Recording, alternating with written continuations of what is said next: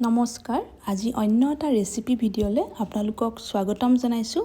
পায়স আমি বিভিন্ন ধৰণেই বনাই খাওঁ আৰু প্ৰত্যেক ধৰণে বনোৱা পায়সৰ টেষ্ট সঁচাকৈ খুবেই লোভনীয়।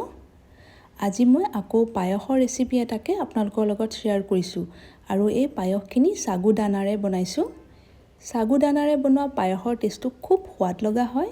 আগতে যদি আপোনালোকে এনেকৈ বনোৱা নাই এবাৰ বনাই খাই চাবচোন আৰু আশা কৰিছোঁ আপোনালোকে আজি এই ৰেচিপিটো চাই ভাল পাব আৰু ৰেচিপিটো শেষৰলৈকে চাই যাব।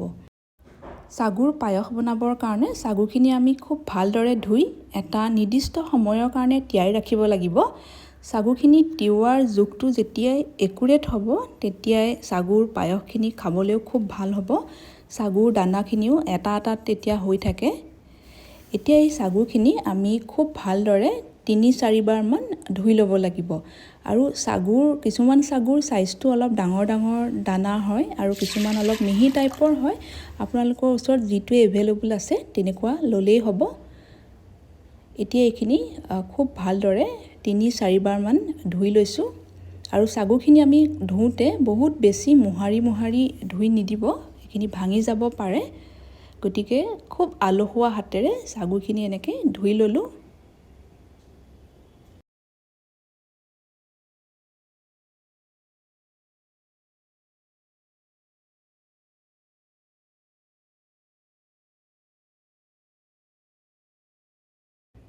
সাগুখিনি ভালদৰে ধুই লোৱাৰ পিছত এইখিনি এতিয়া 1 ঘণ্টাৰ কাৰণে তিয়াই ৰাখিম আৰু এতিয়া আমি সাগুখিনি তিয়াবৰ কাৰণে যেতিয়া পানীখিনি ব্যৱহাৰ কৰিম তেতিয়া খুব সাৱধানে দিব লাগিব।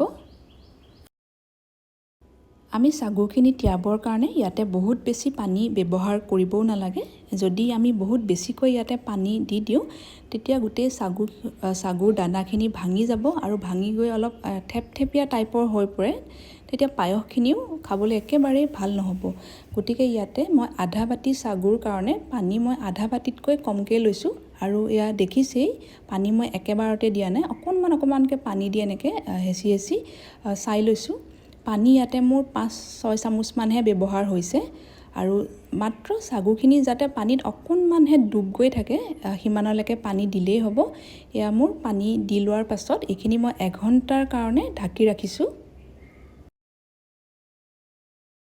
আধা বাতি সাগুৰ কাৰণে ইয়াতে মই গাখীৰ লৈছোঁ 1 লিটাৰ। ইয়াতে মই গৰুৰ গাখীৰ লৈছোঁ, আপোনালোকে আমুল তাজা গাখীৰো ব্যৱহাৰ কৰিব পাৰে। এতিয়া এই গাখীৰখিনি খুব ধুনীয়াকৈ প্ৰথমতে বইল কৰি লৈছোঁ।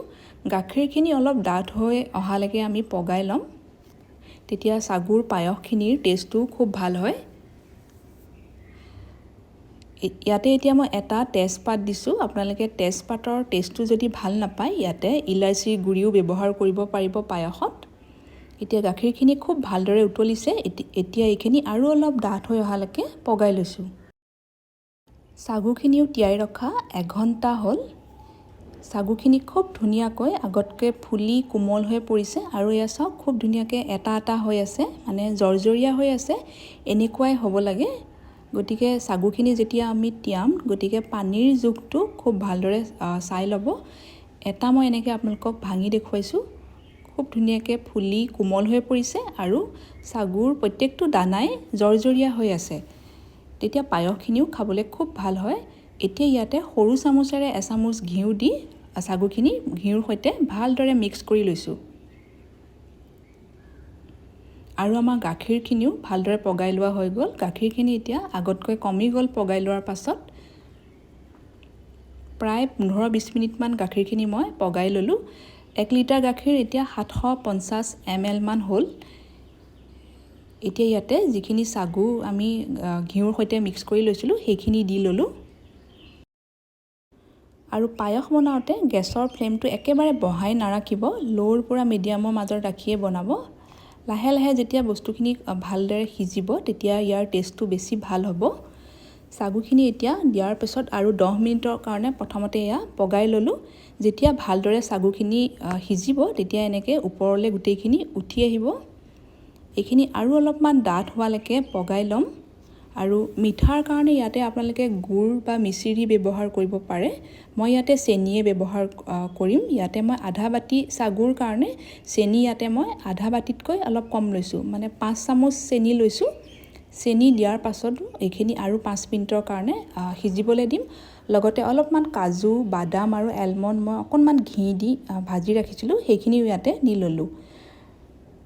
ড্ৰাই ফ্ৰুটছখিনি আপোনালোকে নিজৰ পচন্দ অনুসৰি দিব পাৰে। এতিয়া গোটেইখিনি ভালকৈ মিক্স কৰি আৰু অকণমান সময়ৰ কাৰণে এইখিনি সিজিব দিছোঁ। এয়া আমাৰ চাগুৰে বনোৱা পায়স ৰেডি হৈ গ'ল।